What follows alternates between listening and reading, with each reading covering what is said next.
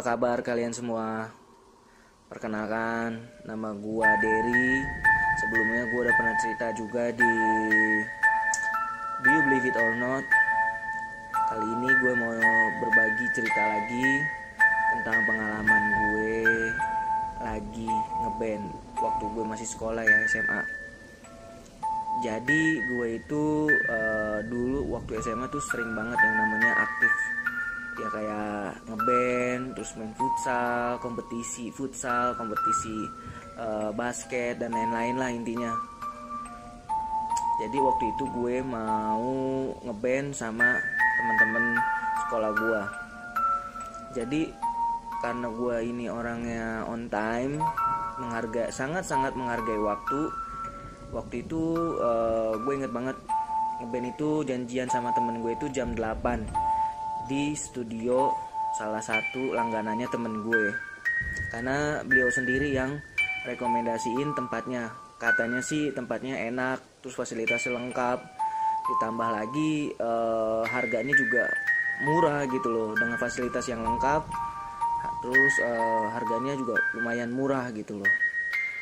Jadi gue itu ngeband udah 2 kali ya di situ, dan ini yang gue alamin ini jadi gue ngeband ke 3 kalinya gitu loh. Waktu itu sebelumnya gue ngeband selalu kalau nggak habis pulang sekolah, habis maghrib, kalau nggak pas lagi libur sekolah, yaitu di sore hari.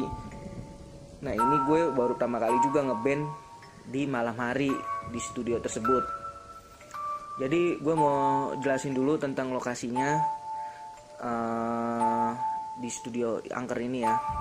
Jadi menurut gue studio ini lumayan besar karena di depan studionya itu ada kayak halaman, taman, ada ayunan juga, terus ada gazebo. Kalau ada orang yang mau nunggu, jadi bisa santai-santai dulu di situ duduk, ya kan? Ya dibilang nyaman sih nyaman gitu loh, karena ada fasilitasnya yang lengkap gitu loh. Jadi samping kanannya dari studio tersebut adalah rumah kosong, dan di depan rumah kosong tersebut itu ada pohon jati lah, kayaknya pohon jati atau pohon beringin, gue juga nggak tahu, pokoknya batangnya gede banget dah, ya kan. Nah di depan persis dari studio tersebut itu adalah TK di mana gue sekolah, ya kan. Jadi waktu TK gue juga sekolah di situ. Oke, gue langsung mulai aja dari mulai masuk ke ceritanya aja ya. Jadi waktu gue mau ngeband itu, gue berangkat sama temen gue. Ya temen gue namanya Ceper, ya kan. Gue berangkat nih, ya kan, dari rumah. Kan janjiannya itu ngeband sekitar jam 8, ya kan. Gue datang sama temen gue si Ceper itu sih nyampe studio sekitar jam setengah 8-an gitu loh.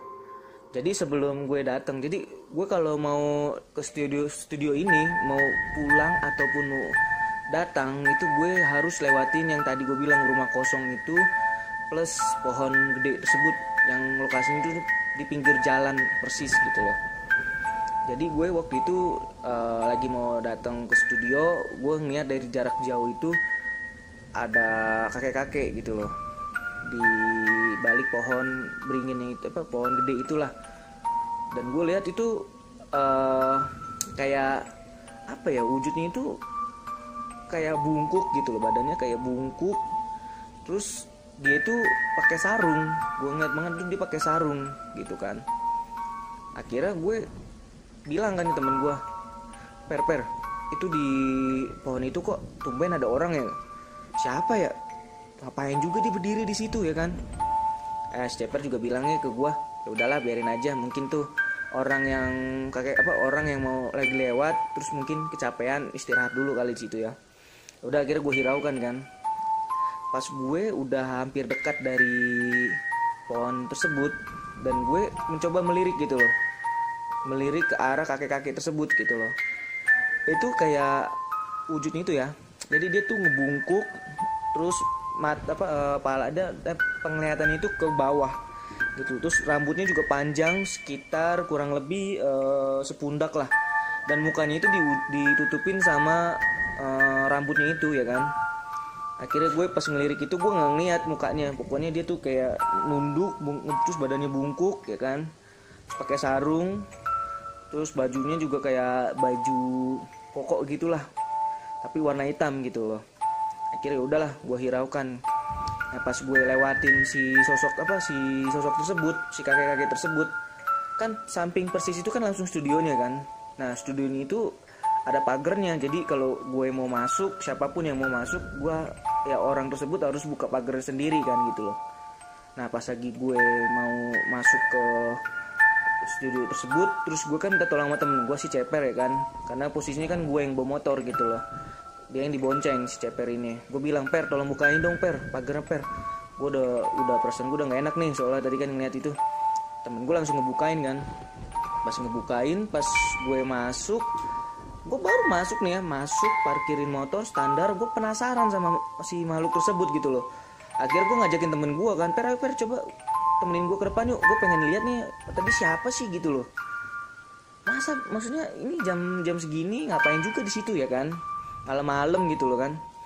Akhirnya gue penasaran kan, akhirnya temen gue nyamperin kan, ya udah yuk temenin. Ya udah, akhirnya gue mencoba untuk keluar lagi nih, dan gue nengok ke arah kanan,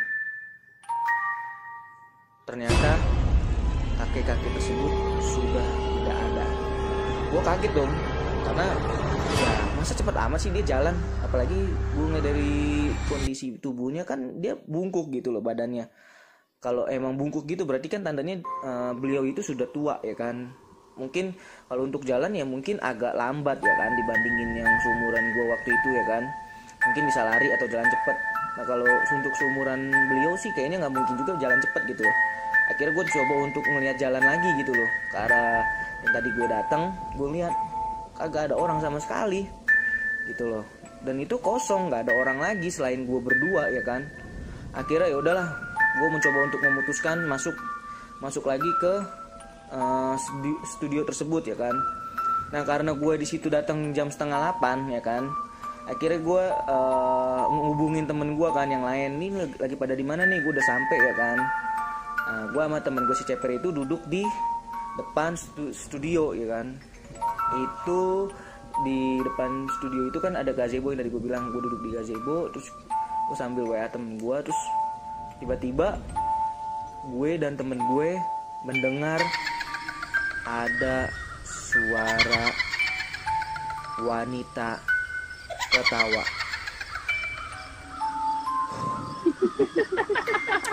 Gue cerita nanti sambil merinding ini kalau gue ingat-ingat. Buset, itu gue sama temen gue langsung, hah? Gue tanya kan temen gue, Per lu denger gak Per? Iya dia denger. Terus gue bilang kan, karena mungkin gue orangnya pemberani juga kali ya, terus gue bilang, buset masih sore kali nih, masih pagi bahkan, udah ketawa aja lu. Udah lu, maksudnya lu lihat waktu lah, ini masih pagi, gue gituin kan. Akhirnya suara wanita ketawanya itu makin lama makin mengecil ya kan, makin mengecil dan akhirnya hilang ya kan. Nah di situ gue udah alhamdulillah banget tuh ya kan. Ya udahlah, suaranya juga udah, maksudnya udah nggak ada lah, gue juga udah tenang lah gitu loh. Akhirnya jam 8 kan, jam 8 temen gue udah pada dateng nih ya kan, karena studionya sepi. Jadi pas teman-teman gue udah pada kumpul, akhirnya gue mencoba untuk ya udah langsung mulai lah ya kan, latihan ngeband kan. Ketika lagi mau masuk ke dalam studio, itu hawanya beda banget dari biasanya yang biasa gue datengin gitu loh. Panas banget gitu loh, padahal pakai AC. Lucu ya kata gue, kok ini bisa panas gitu loh. Ya udahlah, gue nggak mau mikirin yang aneh-aneh lah, mungkin karena kan tadi gue udah ngalamin kejadian yang kurang enak lah 2 kali ya kan. Pertama gue ngeliat wujud kakek-kakek, yang kedua juga gue mendengar suara wanita ketawa. Gue nggak tahu lah itu yang ketawa itu apalah, pokoknya gue nggak mau ganggu juga lah, udahlah gue hiraukan gitu loh. Pas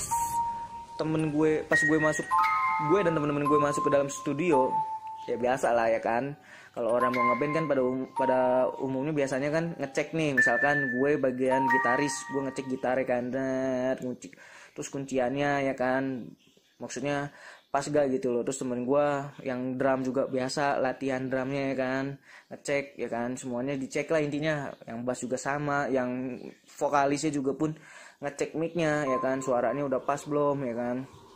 Nah akhirnya gue mencoba untuk bilang kan temen gue, udah yuk satu lagu.